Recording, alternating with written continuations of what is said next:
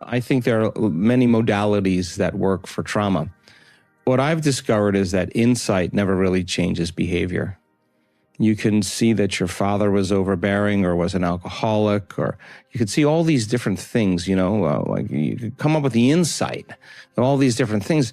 The problem that I see with people is then they tend to excuse their change by saying, oh, I had a rough childhood, that's why I am the way I am. They're excusing their present position. So, and again, trauma is a difficult thing, but for me, the person who's living by the identity in their life that they were traumatized as a child or whatever it is, or they've had a trauma in their life, I'm not saying forget the trauma and create another emotion.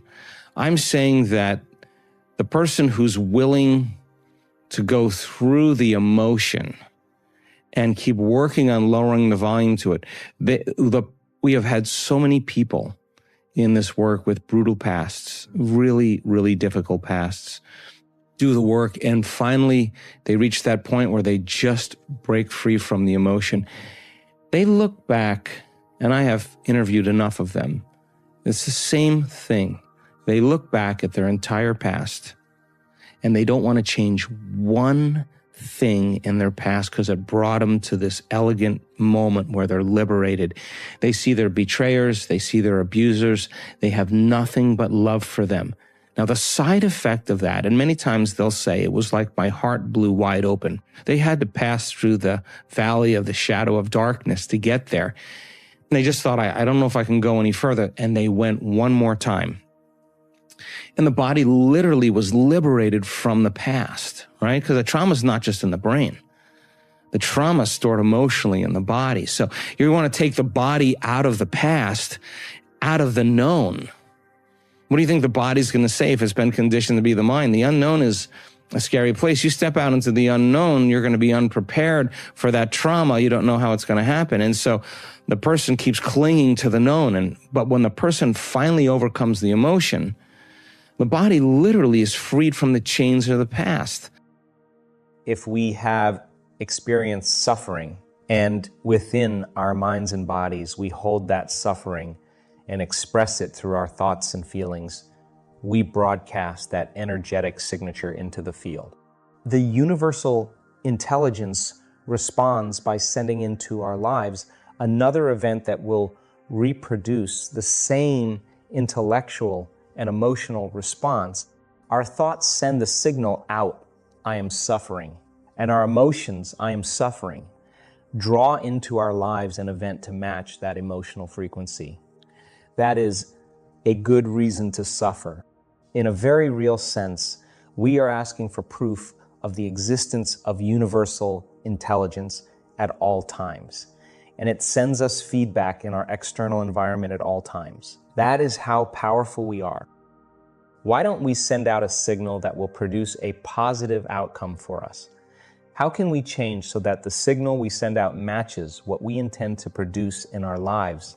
We will change when we fully commit to the belief that by choosing the thought signal we send out, we will produce an effect that is observable and unexpected. With this objective intelligence, we are not punished for our sins, that is, our thoughts, feelings, and actions, but by them, when we project into the field a signal based on the thoughts and feelings, such as suffering, produced by some undesirable experience in our past. Is it any wonder that the field responds in the same negative way? How many times have you uttered these words, or very similar ones? I can't believe it. Why does this always happen to me? Based on your new understanding of the nature of reality, do you now see that those statements reflect your acceptance of the Newtonian Cartesian model in which you are a victim of cause and effect?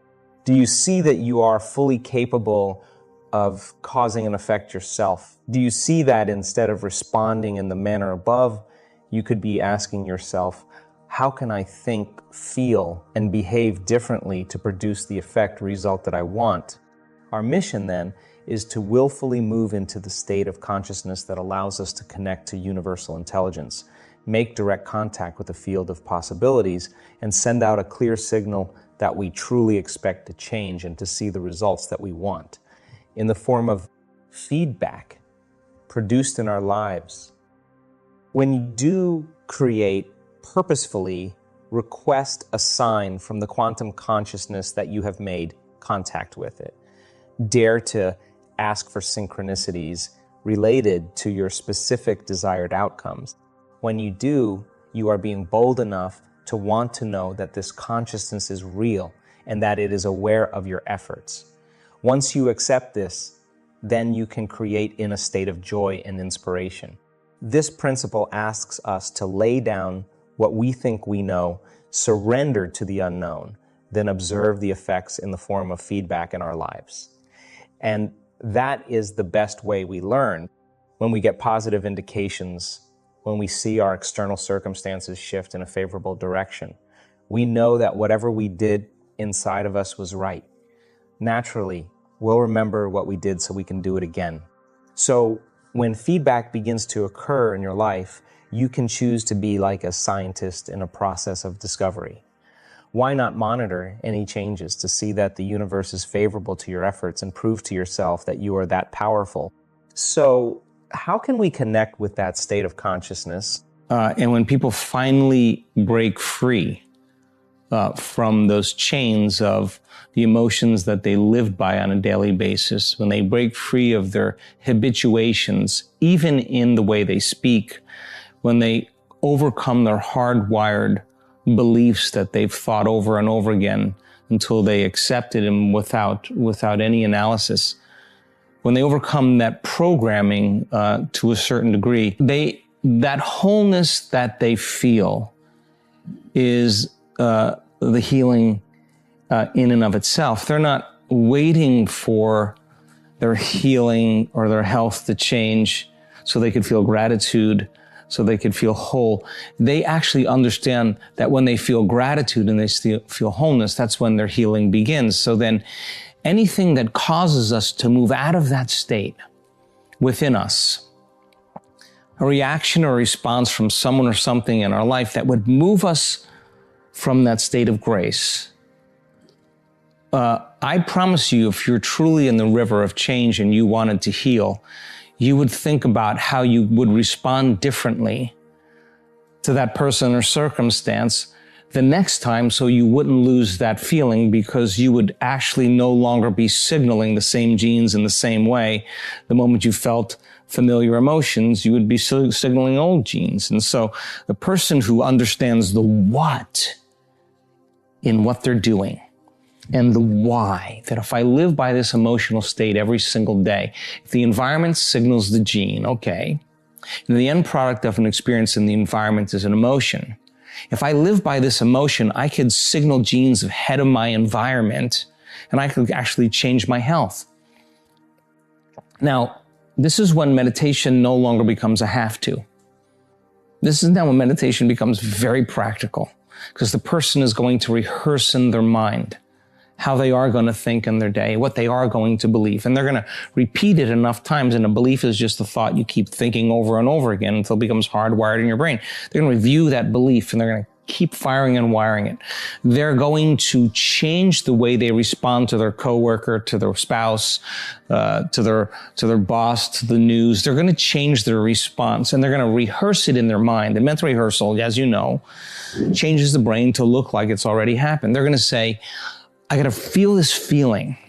If it takes me 100 times today to feel this feeling, I'm going to bring it up 100 times over and over again, so I get so good at feeling it, I can bring it up whenever I want and stop from default, right? I think when people do that the overcoming process is the becoming process, that so many people have healed in this work and they didn't even realize that when they were sitting and their body was raging and out of balance, and they were working with settling it down and overcoming those survival emotions, overcoming those programs, those habituations, that overcoming process was actually the becoming process.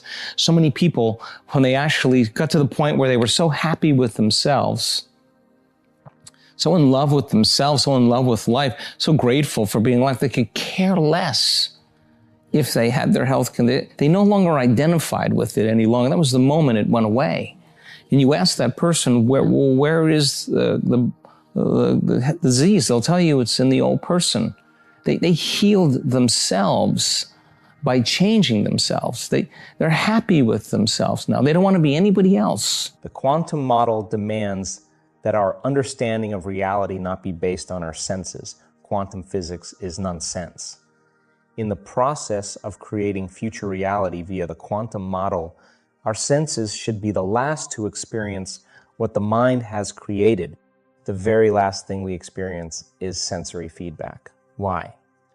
The quantum is a multi-dimensional reality that exists beyond your senses, in a realm where there is no body, no thing, no time.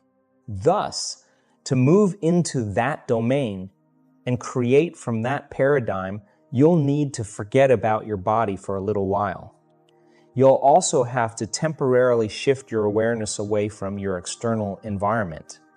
All those things that you identify with in your life, your spouse, your kids, your possessions, and your problems are all part of your identity. Through them, you identify with the outer world. And finally, you will have to lose track of linear time. That is, in the moment when you are intentionally observing a potential future experience, you will have to be so present that your mind no longer vacillates between memories of the past and expectations of a same as usual future. Isn't it ironic that to influence your reality environment, heal your body, or change some event in your future time, you have to completely let go of your external world? Nothing. You have to release your awareness of your body, no body. You have to lose track of time, no time. In effect, you have to become pure consciousness. Do that, and you have dominion over the environment, your body, and time. I affectionately call these the big three.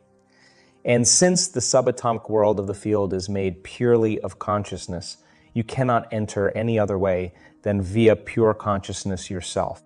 You cannot walk through the door into the quantum field as a somebody. You must enter as a nobody. Your brain has the innate ability to harness this skill. When you understand that you are fully equipped to do all this, leave this world behind and enter a new reality beyond space and time. You will be naturally inspired to apply it in your life. What does it mean to be beyond space and time? These are constructs that humans created to explain physical phenomena involving location and our sense of the temporal. When we talk about a glass sitting on a table, we reference it in terms of location, where it is in space, and how long it has occupied that location.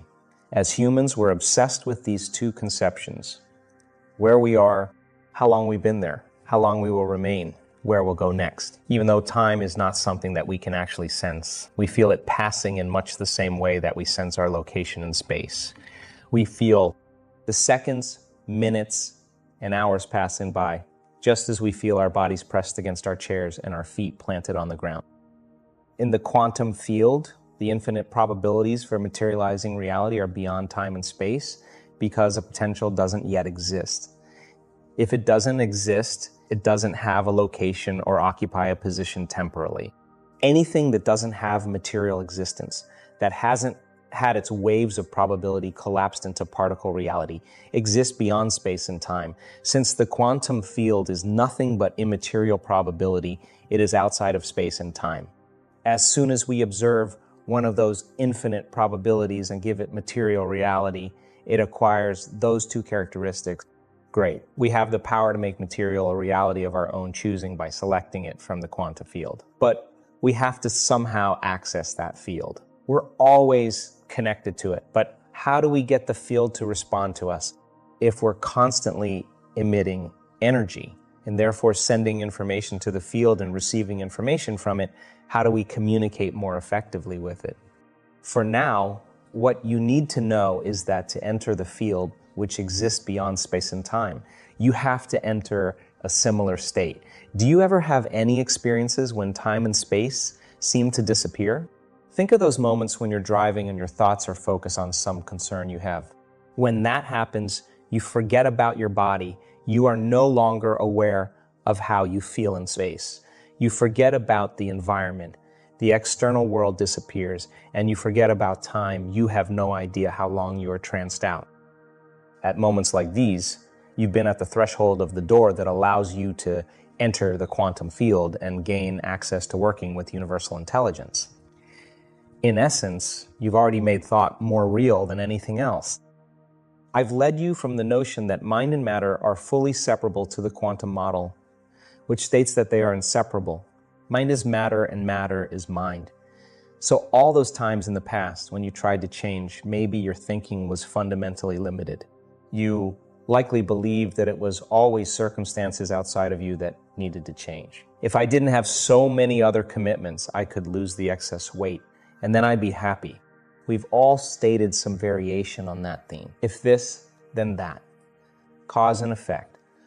What if you could change your mind, your thoughts, your feelings, and your way of being outside the bounds of time and space?